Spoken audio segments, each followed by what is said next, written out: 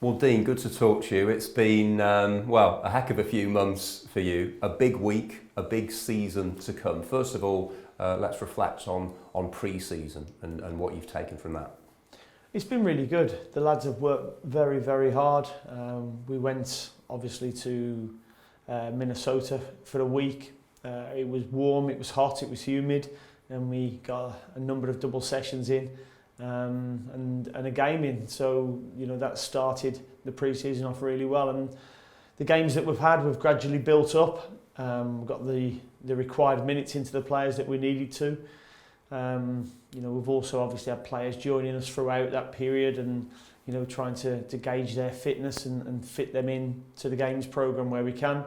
And, all culminated really in a really good weekend in Germany where we've gone over and played a very good team in, a Champions League qualifier, finished third in the Bundesliga behind Bayern Munich and Dortmund, conceded the fewest goals in the Bundesliga last season and, to go and have a test against them, not just on the Saturday, but then the lads who didn't start then played against their lads who didn't start on the Sunday behind closed doors at their training ground. So 2 great games for us and, leaves us with a positive frame of mind and the required minutes for the majority of the players to go into the season.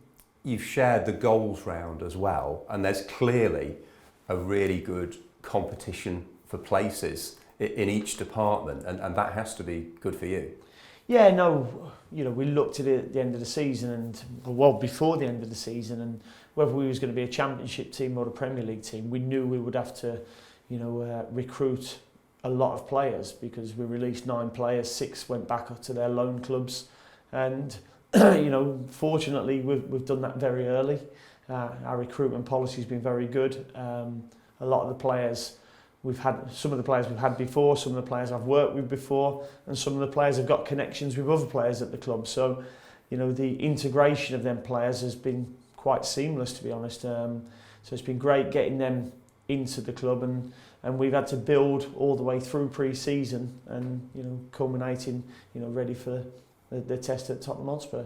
You've spoken specifically already about a number of the signings, the more recent ones. Can you tell us a little bit about Trezeguet, about Marvellous, who the fans were excited about, and Tom Heaton as well? Well, they're players that we've, had our eye on for quite a long time. Suso Jesus heads up the recruitment side of it, being the sporting director, and has brought players to our attention.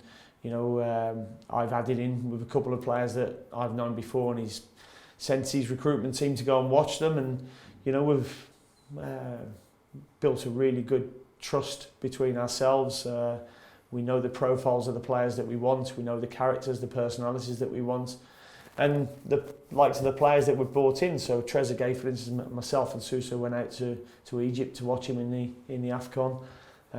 Really liked him, spoke to him, and he's got a real hunger and desire to come and do well and prove to everybody that he's a Premier League player, and he's fitted in really well so far. Obviously, as I alluded to before, he knows Elmo at the football club, so that integration has been, quite easy.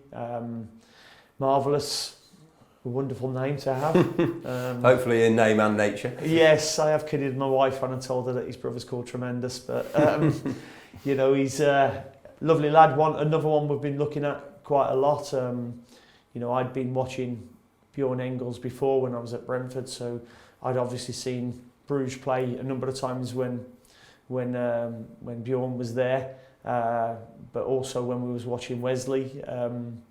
So Suso made me aware of Wesley, so we looked at Wesley and also saw Marvellous playing in the same team as him. So seen an awful lot of games of the two of them, and really liked what we saw, and we're fortunate to get both them deals done. And we saw the odd glimpse from Mr. Heaton, didn't we? What he's all about in Germany. We certainly did, and I'm very surprised that we managed to get Tom. He's been a very, very successful keeper for Burnley last season, played the last 19 games and was pivotal in their resurgence in the league last season. He had an injury the season before, so wasn't in, but I think you look at the media reaction of the opposition supporters to know that you've got a really good signing when they were very disappointed that he left them.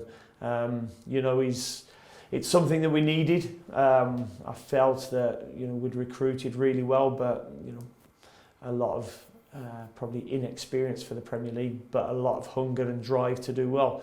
But Tom gives us that experience as well, but also with it, his personality. He's one of a leader in and around the dressing room, and one that I thought would do well for us. You mentioned Suso.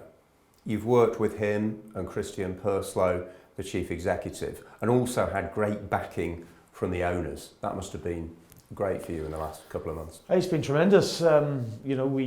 Myself, Christian and Suso have had many a meeting, talking about how we move forward and when we move forward, and we had plans for being a Championship team and a Premier League team. And as soon as we won that game at Wembley, we could then move forward with one or the other. And fortunately, it was the Premier League one, and we met the owners 2 or 3 days later. And their backing has been, we're thankful for that backing.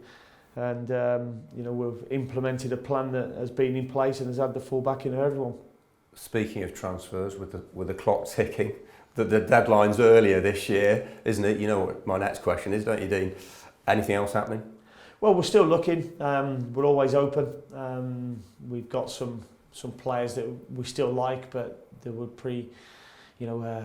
I think everything has to line up for that to happen. So, but I'm happy with the squad that we've got at the moment. Yes, there's still some areas there where you feel that you can strengthen, but there's a competitive edge about training at the moment because there's competition for places in all positions, and as a coach, that's what you want. We've talked about the players you've introduced to Aston Villa, but how about the ones who've stayed?